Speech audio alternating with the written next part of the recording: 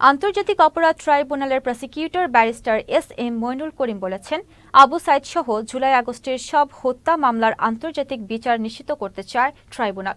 আবু সাইদ হত্যার ঘটনাস্থল রোকেয়া বিশ্ববিদ্যালয়ের ১ নং গেটের সামনে এলাকা পরিদর্শন শেষে সাংবাদিকদের সাথে আলাপকালে এ কথা বলেন তিনি। বলেন, আবু সাইদ হত্যা মামলার অভিযোগ ১ সপ্তাহ আগে ট্রাইব্যুনালে হয়েছে। সে কারণেই তদন্ত করার জন্য ১২ সদস্যের একটি টিম রংপুরে এসেছে। যত দ্রুত সম্ভব তদন্ত শেষ করে ঘটনায় মামলা হবে এবং গ্রেফতারি পরোয়ানা জারি করা হবে।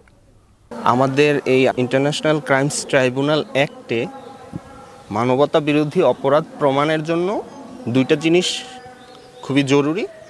একটা হচ্ছে ওয়াইড স্প্রেড, মানে একদম সারা দেশব্যাপী একটা ঘটনা ঘটেছে এবং এটা সিস্টেমেটিক, একই প্যাটার্নে হয়েছে, এটা প্রমাণ করা। তো এজন্য আমরা সারা দেশব্যাপী তদন্ত শুরু করেছি। তারই অংশ হিসেবে আজকে আমরা রংপুরে এসেছি, গতকালকে রংপুরে এসেছি।